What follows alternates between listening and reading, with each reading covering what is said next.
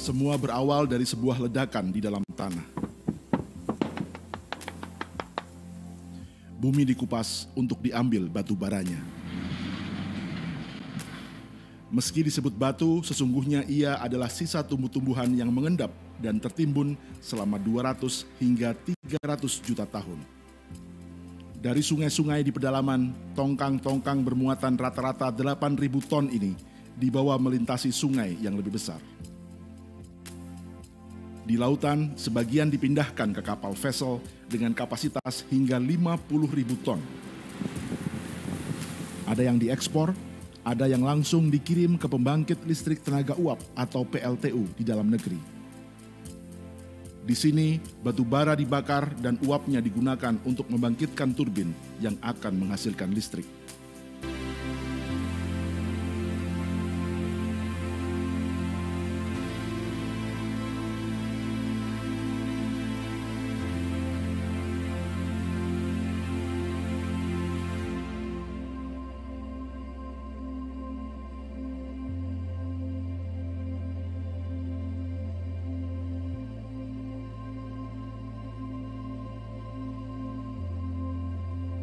Selama 20 tahun hidup bertetangga dengan tambang batu bara.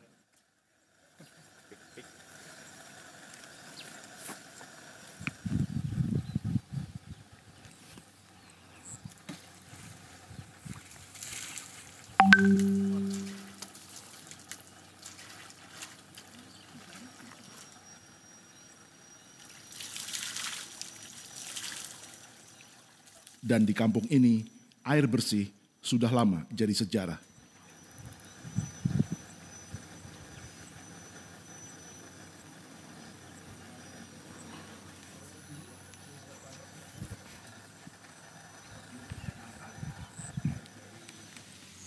Salah satunya bagi keluarga Komari. Oh ini kah? Iya. Jadi ini air untuk minumnya, Pak? Iya. Keruh gini, Pak, ya? Ya begitulah. Ini ambilnya di mana? Di sumur. Jauh dari sini? Oh, jauh. Ini kehabisan air terus. Sudah lama, berapa bulan tidak ada hujan ini. Ke jalan besar tadi? Di sana itu lah. Ada setengah kilo ya, Pur?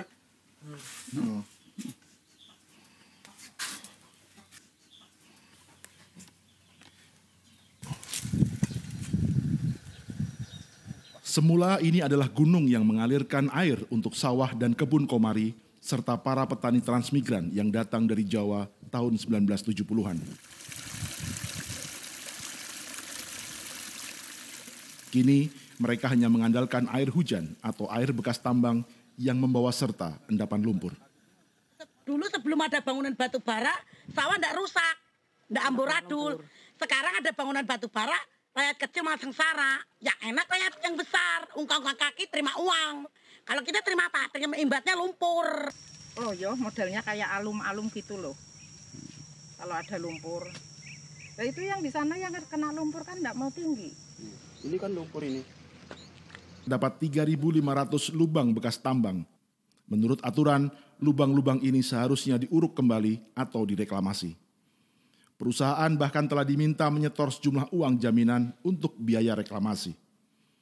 Namun, ini bukan semata tentang perusahaan yang melanggar aturan atau korupsi uang jaminan, melainkan aturan pasca penambangan sendiri yang juga bermasalah. Tidak diuruk kembali, Pak, tetapi dijadikan yang tadi seperti reservoir air.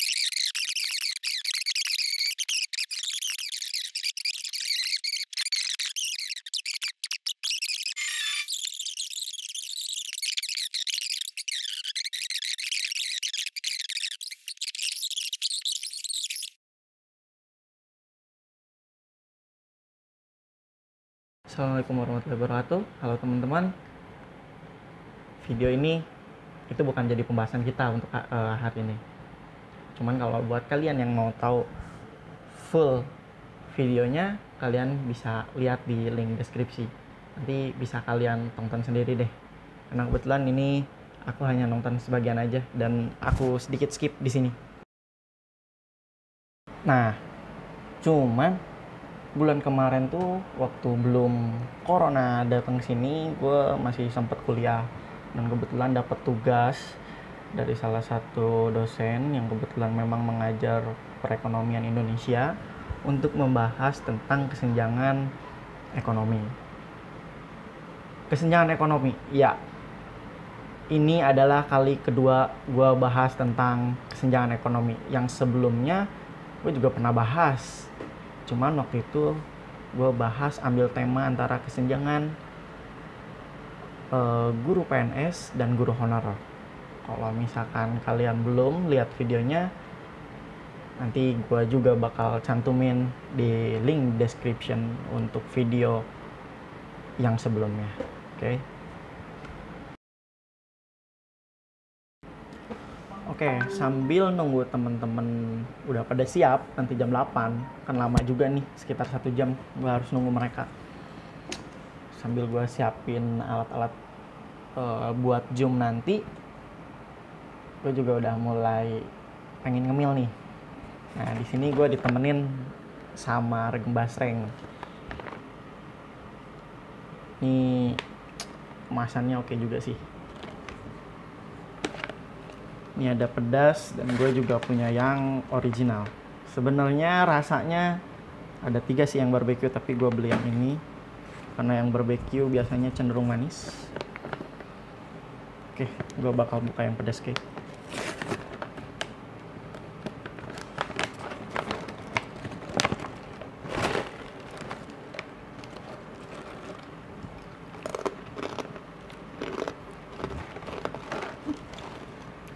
Kayak juga buat nemenin gue nungguin anak-anak buat udah siap di Zoom, karena rasanya juga renyah.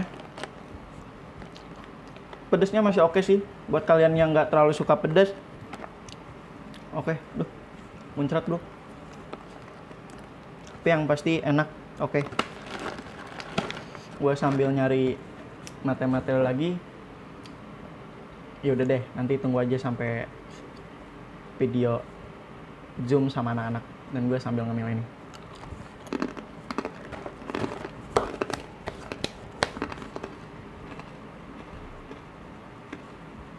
One hour later.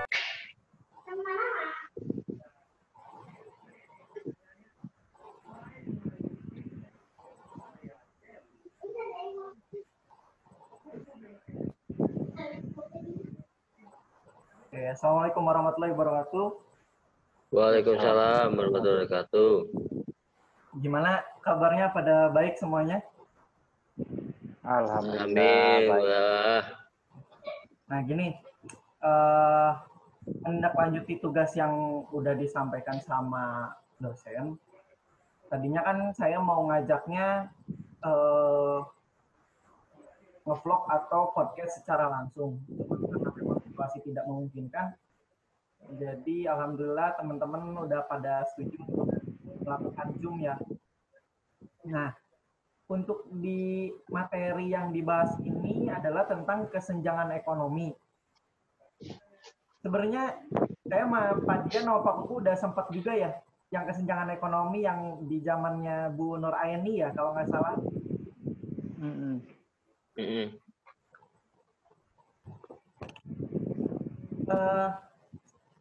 Yang pertama kan tadi sempat saya tuh kayak ngeliat video gitu loh Pak.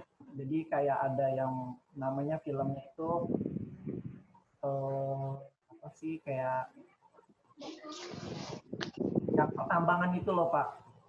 Yang di pertambangan terus dia ternyata orang-orang yang migrasi dari Pulau Jawa ke Kalimantan yang dibawa oleh pemerintah akhirnya malah menderita karena ada pertambangan itu.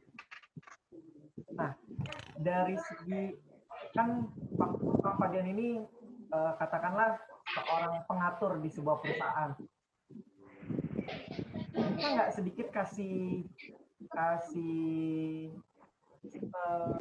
sudut pandang secara ya sudut pandang Bapak Pak Dian atau Pak Kuku untuk melihat kasus seperti ini gitu, untuk dari kesenjangan antara pemilik tambang, pemerintah dan warga miskin yang dibawa dari Pulau Jawa untuk pindah ke Kalimantan, dan ternyata dari sana pun malah terjadi kemiskinan.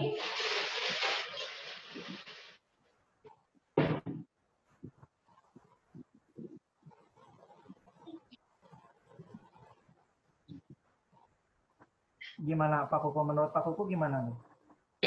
Oke, mungkin terima kasih Mas Muiz untuk podcastnya. Kalau kita bicara masalah dunia usaha ya, itu sebetulnya dunia usaha itu ada beberapa stakeholder.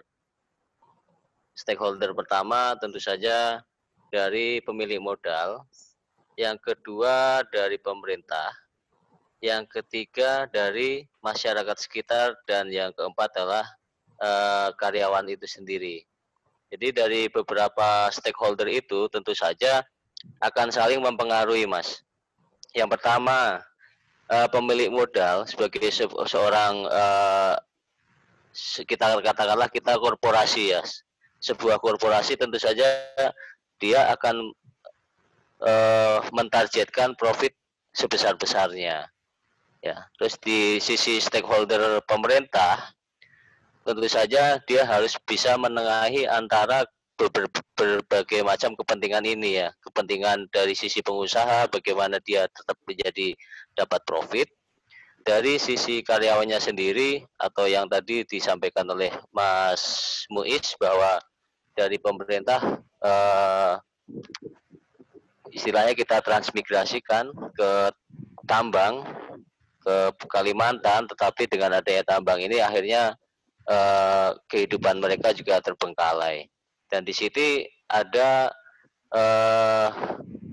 peran dari pemerintah. Seharusnya dari pemerintah ini dia bisa menyeimbangkan beberapa kepentingan stakeholder. Tentu saja kalau kita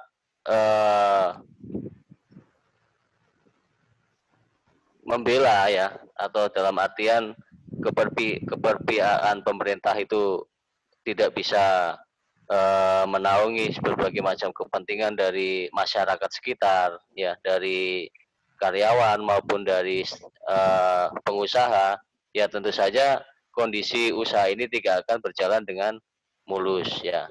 Kalau misalkan saja dalam dunia pertambangan dia tanpa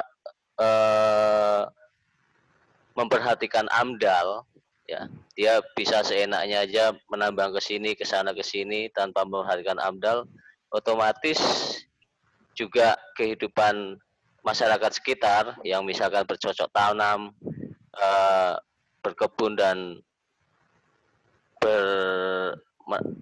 untuk memelihara ikan, itu juga akan terpengaruh, Mas. Jadi itu semuanya itu akan saling ada keterkaitan antara beberapa kepentingan dari stakeholder ini. Jadi mungkin dari sisi pemerintah harus tegas memberikan aturan-aturan yang bisa menaungi kepentingan beberapa kepentingan yang ada di beberapa stakeholder. Itu Mas, mungkin itu pendapat dari saya. Nah, jadi begini Pak Koko.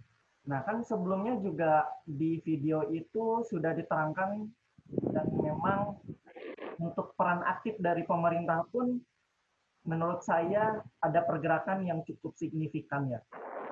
Nah di sini pun sempat dibahas oleh anggota DPR yang melibatkan kurang lebih, tadi kalau saya lihat karena sedikit saya skip dan saya percepat, itu kurang lebih melibatkan 190 pemilik perusahaan tambang, lalu dari Dinas Lingkungan, lalu dari anggota DPR, anggota 7 atau 6 tadi saya lupa.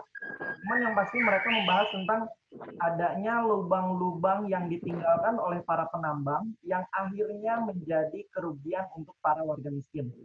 Nah, namun di sini untuk warga miskin itu sendiri, oke, baiklah, untuk peran pemerintah berarti memang sudah ada. Nah, menurut teman-teman sekalian, peran siapa lagi sih sebenarnya yang dibutuhkan menangani kesenjangan ekonomi yang memang sudah terjadi di Indonesia itu sejak lama, hingga Indonesia menempati urutan keempat untuk masalah krisis ekonomi. Yang malah saya sempat lihat juga dari salah satu video yang berbeda, di tahun 2019 memang ada sedikit penurunan 0, sekian dari tahun 2015. Namun di 2019 ini menurut salah satu dari pemerintahan itu dia bilang bahwa nilainya masih terlalu amat tinggi dan dia malah mengait-ngaitkan tentang masalah adanya SDM yang buruk. Nah, jadi hubungannya apa sih Pak masalah SDM, kesenjangan ekonomi, sehingga siap ada rapat pernyataan dari pemerintah pasti menyudutkannya adalah SDM Indonesia yang harus ditingkatkan, SDM. Apakah peran itu memang sangat besar untuk menangani kesenjangan ekonomi ini?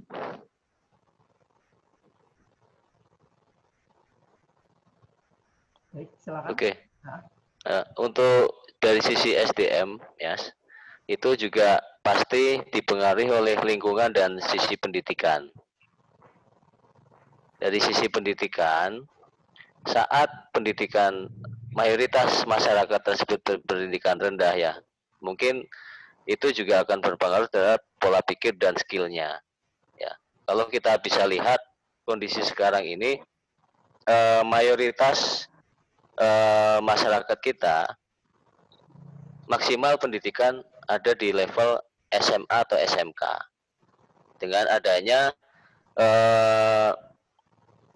program pemerintah untuk menggratiskan biaya pendidikan sampai level SMA. Jadi di sini juga sangat berpengaruh terhadap kondisi sumber daya manusia. Kalau kita bisa lihat mungkin salah satu film dokumenter, ya Mas. Ya. Itu yang dibuat oleh Obama di Netflix. Itu tentang American Industrial.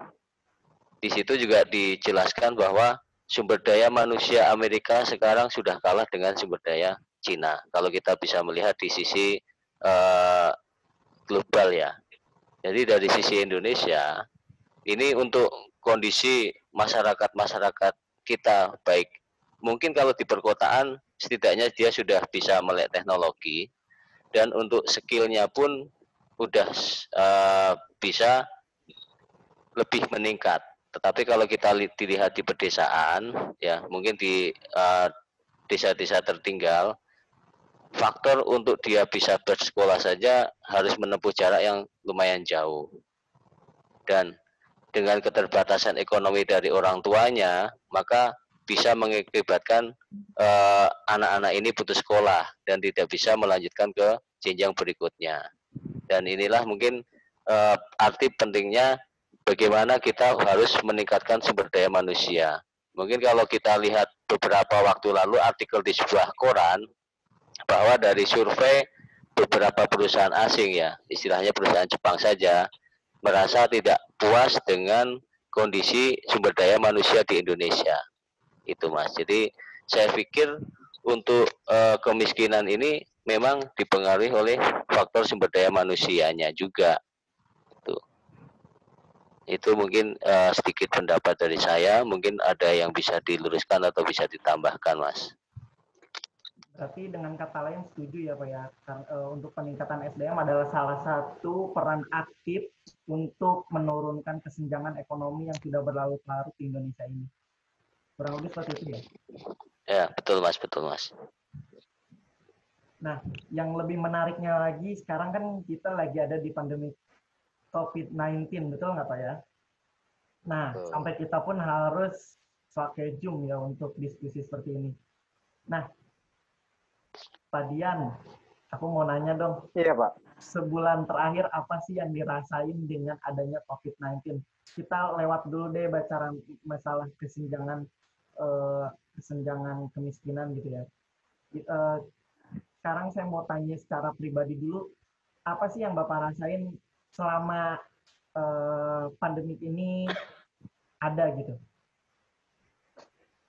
Kalau yang saya rasakan ya itu selama 1 bulan terakhir ini yang terkait COVID-19 ya, itu terlihat jelas sekali perekonomian itu melemah. Melemah itu dari kondisi daya beli terhadap apa yang dibutuhkan lebih dulu berbeda dengan kondisi sebelumnya. Kalau sekarang itu bagaimana memenuhi kebutuhan hidup dulu. Jadi untuk kebutuhan-kebutuhan yang lain di nomor 2-kan. Sehingga ya kebutuhan seperti sandang, pangan, papan prioritasnya itu terlihat beda sekali. Sehingga ini mempengaruhi pengusaha, terutama pengusaha-pengusaha yang UKM ya, terasa sekali, terpukul sekali dengan kondisi COVID ini. Sehingga ya agak sedikit kerepotan karena daya beli dari masyarakat mulai menurun. Karena ya banyak faktor, salah satunya ya karena dari pemerintah sendiri menghimbau untuk larangan untuk keluar rumah ya. Begitu juga dari saya pribadi pun berusaha makanan itu ya dibuat sendiri daripada membeli makanan yang saya agak mengkhawatirkan melihatnya. Berbeda dengan makanan yang kemasan. Seperti makanan home industry yang diracik dengan tangan langsung itu kan was-was ya. Jadi sehingga daya beli dari masyarakat untuk usaha kecil menengah ini menjadi turun. Nah ini yang terasa sekali dalam perekonomian akibat COVID-19 ini, Mas. Berarti memang sangat terasa dan memang sangat berdampak kepada perekonomian. Padahal kalau misalkan kita lihat secara umum, ya mungkin hanya dari segi makanan aja gitu ya Pak ya, untuk yang dihilangkan. Nah, sekarang mau sedikit saya tanya tuh Pak, di industri sendiri berdampak nggak sih Pak? Kan kebetulan yang saya tahu, kebetulan Bapak adalah salah satu pengatur di sebuah perusahaan nih Pak. Nah, mungkin Bapak sedikit banyak tahu untuk kondisi perusahaan sekarang dalam kondisi COVID-19 ini Pak. Gimana tuh Pak? Kalau menurut saya rata-rata perusahaan sih sekarang karena perusahaan itu bergerak di bidang selain makanan ya, selain makanan itu perusahaan yang bergerak selain makanan itu mengalami kelemahan dalam berproduksi karena daya jualnya juga melemah. Karena tadi tersangkut dengan daya beli masyarakat untuk memenuhi kebutuhan pangan dulu. Sehingga kebutuhan yang lain itu di nomor 2-kan, akibatnya ya dampak produksi terhadap pabrik-pabrik yang selain memproduksi bahan pangan juga jadi menurun. Itu terasa sekali. Harapan Bapak terhadap pemerintah untuk pandemik ini apa Pak? Untuk istilahnya ya khususnya untuk menghilangkan kepanikan masyarakat dulu deh, yang biar kalau misalkan tadi sedikit mengutip pembicaraan Bapak bahwa dari awalnya memang Bapak biasanya beli makanan di luar, ada makanan beli mungkin yang tadi racikan-racikan UMKM, sekarang malah berpikir bahwa oh iya mending buat sendiri dan lain-lain gitu ya Pak ya. Jadi berarti kan ada kepanikan sosial dulu nih Pak. Yang betul. Ada kepanikan sosial. Nah, apa sih Pak sebenarnya yang diperlukan oleh Indonesia agar ya paling enggak paniknya hilang deh gitu kan? Dalam hal ini peran aktif dari pemerintah ya, terutama pemerintah pusat itu harusnya yang pertama sebenarnya wabahnya sudah lama kita dengar, tetapi ada sesuatu yang lebih berbahaya menurut saya daripada wabah itu terornya itu loh, kepanikannya itu. Nah itu lebih terasa sekali sehingga apa-apa itu harus kita persiapkan karena ketidaktahuan. Nah dari sini peran pemerintah saya harapkan untuk lebih mengedukasi masyarakatnya sehingga apa-apa yang ada, apa-apa yang perlu diketahui, bagaimana cara menangani, mengatasi, memutuskan rantai sehingga wabah kepanikan itu menurun gitu. Sehingga bisa pertama sekali ya masyarakat itu tidak terlalu apa ya bahasanya, tidak terlalu ya panik gitu, panik terhadap situasi seperti sekarang ini. Gitu menurut saya, Mas. Nah, untuk maaf nih ya, kata-katanya mungkin sedikit menyinggung. Untuk si kaya dan si miskin nih Pak, kembali lagi kepada topik pembicaraan kita Pak, masalah kesenjangan kemiskinan. Gimana sih Pak? Karena kan sekarang kalau saya lihat di Instagram gitu kan, pokoknya semua di sosial media membicarakan seorang ya yang memang berusaha mencari nafkahnya harian gitu ya Pak ya, yang mereka tuh nggak punya penghasilan setiap bulan, tapi kalau mereka nggak keluar nyari makan atau mereka nggak bekerja, maka mereka nggak makan gitu. Nah, harusnya seperti apa sih Pak? Kan sekarang posisi ini sekarang kita udah terlanjur nih Pak, udah terlanjur istilahnya udah terlanjur basah, kita mundur juga nggak mungkin untuk mundurin waktu gitu ya. Harus siap-siap lagi dari awal kan, kalau misalnya kita bilang menyesal, kita nyalain masalah, kita terus-terusan nyalain pemerintah yang nggak ada selesainya, ya kan Pak? Nah, sekarang posisinya tuh kita udah di tengah-tengah pandemi ini, cuman banyak keresahan masyarakat tentang ya saya nggak makan lah kalau saya nggak kerja, padahal lockdown yang sering diserukan pemerintah itu sebenarnya memang penting. Nah, kita nggak bahas dulu lockdownnya, kita bahas keresahan masyarakat ini dari kayak buat mereka orang-orang yang memang harus bekerja tiap hari, harusnya apa sih Pak yang dilakuin sekarang gitu. Karena posisi kalau kita mundur pun udah nggak bisa nih sekarang. Kalau menurut saya ya, kita bisa meniru, sebenarnya bisa meniru dari Amerika, Mas. Dari Amerika itu untuk masyarakat menengah ke bawah yang harus bekerja sehari-hari untuk memenuhi kebutuhan hidupnya seperti yang dikatakan Mas Muiz tadi, itu dari pemerintah beserta jajaran pemerintahannya itu menyediakan makanan bungkusan, ya saya lihat di TV itu ada buah-buahan, ya untuk kebutuhan sehari-hari ya, mereka disuplai dari situ sehingga mereka mereka bekerja bisa terbantu kalau kekurangan dari hal-hal seperti itu satu. Kedua, dari masyarakat yang mampu, mereka memberikan sumbangan.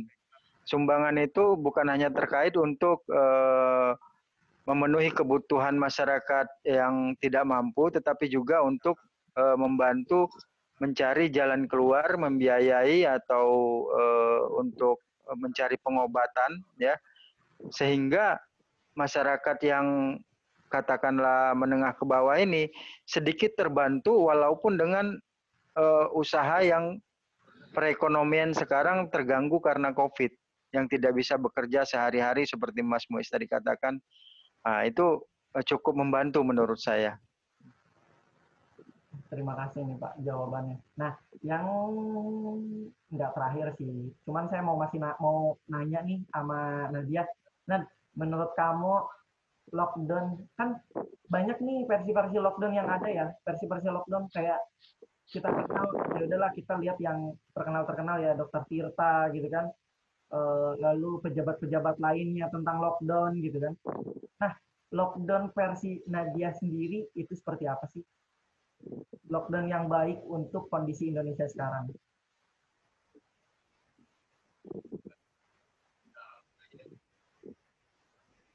Halo? Halo, Nad? Kayaknya sambungannya terputus deh sama Nadia. Boleh deh, Pak Kuku atau Fadian bisa bantu nggak Pak? Lockdown yang pas buat Indonesia untuk saat ini dengan kondisi perekonomian Indonesia, kondisi ya masyarakat Indonesia yang memang bagian Nadia kesambung lagi nih. Nad, bisa dengar suara saya nggak Nad?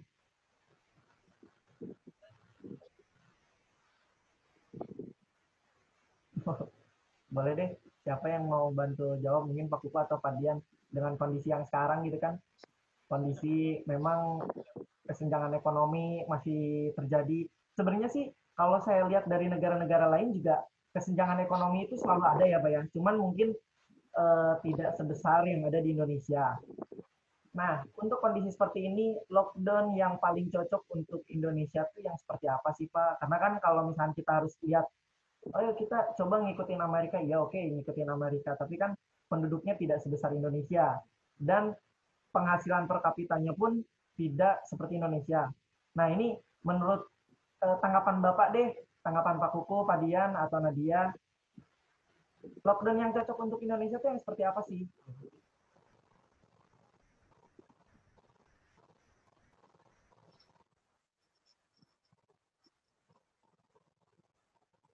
Halo, Nat. Halo, Nat.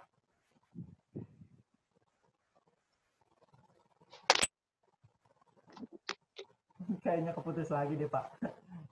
Putus kayaknya. Iya. Sinyalnya kurang lebih dia hilang lagi. Coba deh, Pak Kuku gimana, Pak? Menurut Bapak gitu, untuk lockdown yang apa sih konsep yang ya lockdown lah. Lockdown yang cocok buat Indonesia itu yang seperti apa sih?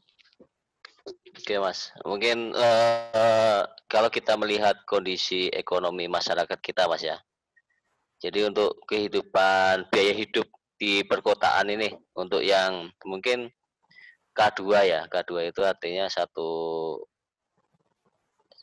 istri, bukan dua istri ya, satu istri, satu istri dua anak, itu ya minimal Mas, minimal itu sekitar 6 juta lah ya, 5-6 juta untuk kehidupan di perkotaan. Jadi dengan adanya beberapa masyarakat kita yang masih kerjanya day by day kan, jadi di kerja hari ini untuk makan hari ini ya, salah satunya mungkin kalau yang sangat berefek itu ojol ya Mas.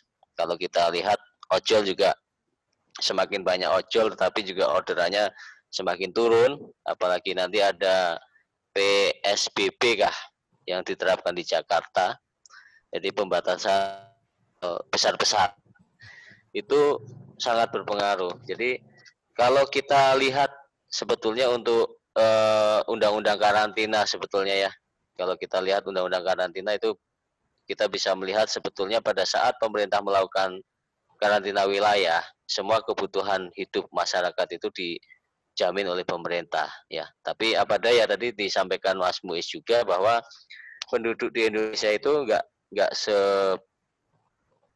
sebanyak dengan penduduk yang di negara-negara maju ya. Jadi kalau menurut saya ya sebetulnya Mas, untuk yang lebih hematnya lagi ya, kan kita sudah bikin di Pulau Galang itu ya. Ya. Sebisa mungkin mendata ya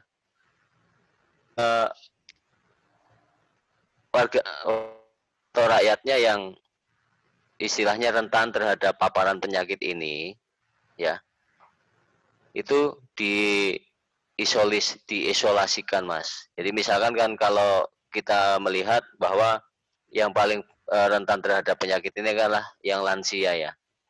Jadi yang lansia ini justru yang paling diawasin atau dikontrol atau dikarantina. Agar apa? Agar tidak tertular oleh carrier ya. Kalau kita lihat kan ada asimptom penderita ya. Jadi tanpa ada gejala tapi ternyata sebenarnya dia pembawa virus. Jadi kondisi ini paling mudah adalah sebetulnya dengan kondisi herd immunity. Biarkanlah masyarakat semuanya bisa melakukan aktivitas sehari-hari. Ekonomi masih bergerak, masih berjalan, tetapi kita yang perlu kita ketahui adalah dengan kondisi herd immune ini pasti untuk angka kematian ya atau risiko kematian kalau kita salah sebetulnya harus dikarantina ya. Kalau kita lihat kondisi sekarang tadi yang disampaikan Pak Dian juga dengan orang yang kerja hari ini untuk makan hari ini, tentu saja untuk lockdown pun sangat tidak mungkin dilakukan karena salah satu ya sekarang saya mau mati kelaparan atau mau mati karena corona. Dia pasti berpikiran seperti itu. Dan hari ini kita melihat, sama-sama melihat, dari beberapa berita di TV, ibu kota Jakarta sudah kembali ramai, Mas. Artinya himbauan-himbauan itu juga sudah kalah dengan tuntutan hidup dari masyarakatnya. Ya. Padahal kan kalau kondisi sekarang kita tahu bahwa work from home itu sudah diperpanjang lagi. Tetapi kalau kita lihat berita sekarang itu masyarakat sudah mulai lagi untuk bekerja. Jadi artinya untuk lockdown yang paling tepat kita terapin, ya kalau memang pemerintah tidak punya dana untuk mengkarantina wilayah dan bisa menjamin kehidupan kenegaranya, ya sudah kita terapkan herd immune.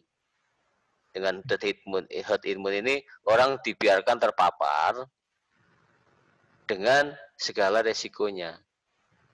Ya. Tapi mungkin itu yang sedang mungkin ya kalau kita melihat perkembangannya ini, itu kondisi yang sekarang terjadi seperti itu.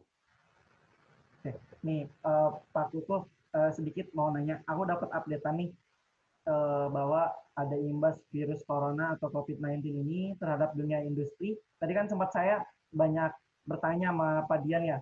Nah, imbas virus corona atau COVID-19 terhadap dunia industri Jawa Barat ini mengalami peningkatan hingga merangkak ke 54.000. Itu hanya baru di Kota Bandung saja.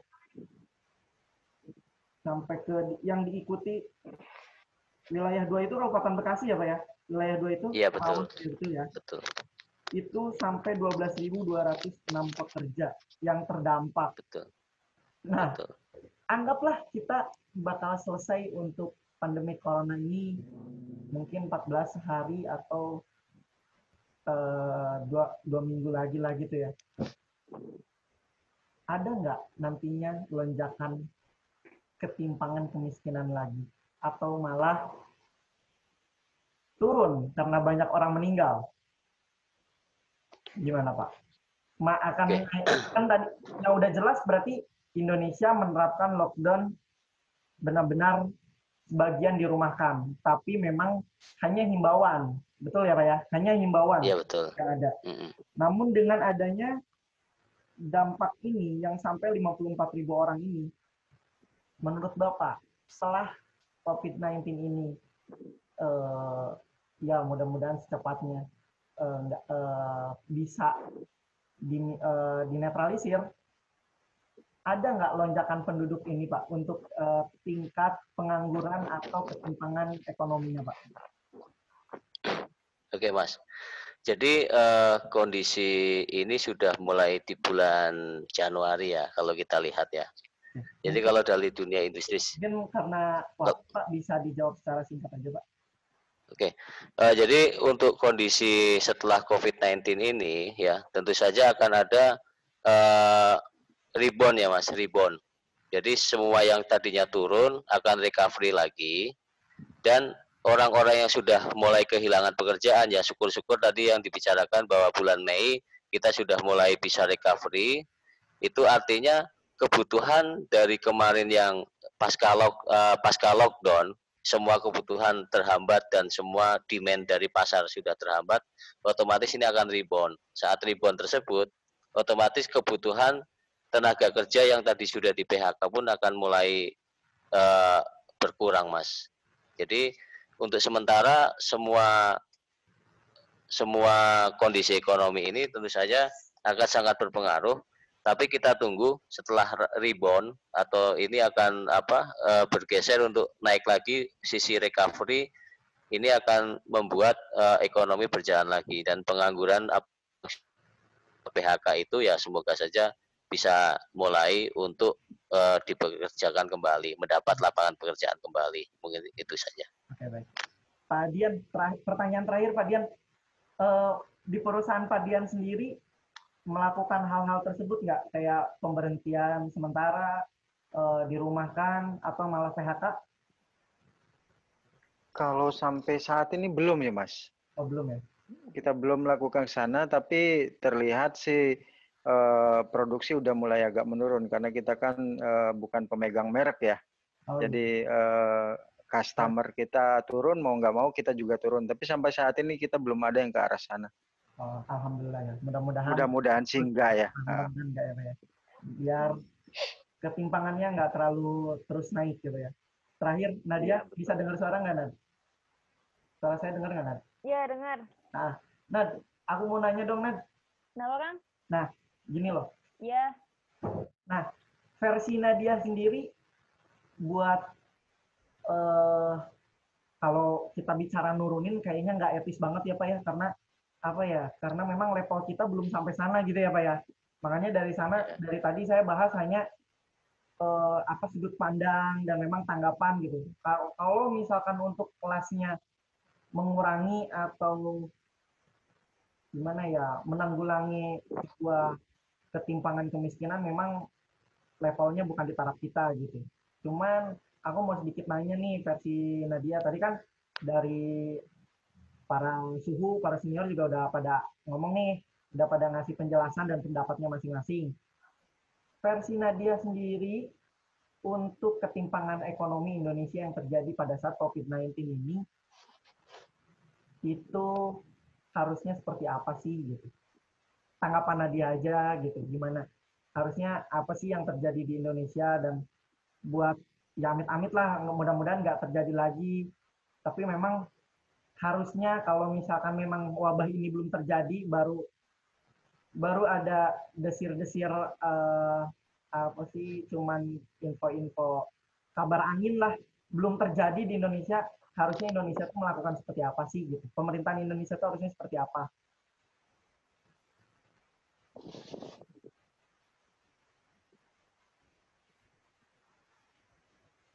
Halo Nat? Halo? Putus kayaknya. Keputus lagi, tiap mau nanya putus lagi nih. Nah itu udah itu. Nat? Halo. Tadi dengar pertanyaan aku nggak, Nat?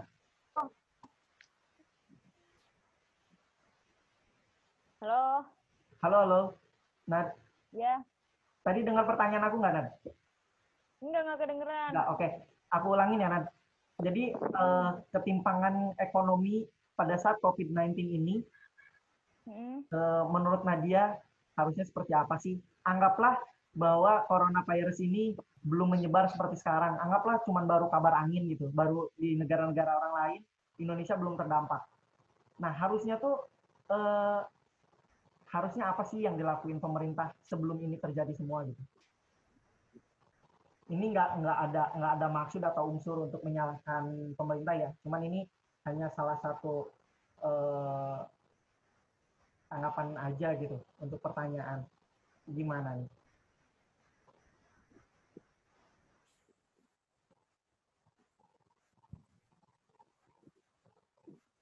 Ya, mungkin jaringannya ini ya, jaringannya nggak memungkinkan. Nggak apa-apa. Jadi makasih banget nih Pak Kuku, Pak Dian, sama Nadia udah nyempetin waktu buat ya sedikit membahas masalah ketimpangan ekonomi. Walaupun ya sebenarnya saya tidak, kalau dibilang puas, saya kurang puas karena memang waktu kita juga terbatas ya di Zoom ini. Karena memang kalau bicara ketimpangan ekonomi di Indonesia tuh sebenarnya nggak cukup waktu 1 jam mungkin ya untuk membahasnya. Karena memang banyak yang harus dibahas. Tapi alhamdulillah diskusi ini udah terlaksana dengan lancar. Semoga tanggapan-tanggapan kita tidak mencederai orang lain atau tidak menimbulkan keresahan masyarakat ya Pak ya. Ya, mudah-mudahan Pak. Oke, Pak Kuku, Pak Dian, Nadia, thank you banget, terima kasih. Sehat selalu, jaga kesehatan terus ya Pak ya. Ya, sama amin. Masih Mas. Jangan sampai terpapar nih. Gimana Mas? Mas Muiz, mungkin bikin satu sesi lagi khusus pertanyaan Nadia sampai Nadia bisa nyambung bisa. Apa istilahnya Nadia jadi nggak ada itu. Oke, nanti aku bakal diskusi bareng dia, mungkin nanti tipenya aku berdua sama dia buat disisipin di salah satu video kita ya. Oke. Oke, makasih banyak ya Pak ya semuanya. Mudah-mudahan hasilnya memuaskan ya Pak ya, dan tidak mencederai pihak manapun. Oke, thank you. Assalamualaikum warahmatullahi wabarakatuh. Waalaikumsalam. Oke, alhamdulillah. Akhirnya diskusinya sudah selesai. Semoga diskusi tadi bisa menjadi pembelajaran buat saya pribadi dan umumnya buat kita semua. Nah, mungkin cukup dulu videonya sampai di sini. Mohon maaf bila ada salah-salah kata. Semoga hasil videonya nanti tidak mencederai pihak manapun. Jangan lupa jaga kesehatan kalian. Mudah-mudahan pandemi corona atau COVID-19 ini cepat selesai. Oke, see you. Assalamualaikum warahmatullahi wabarakatuh.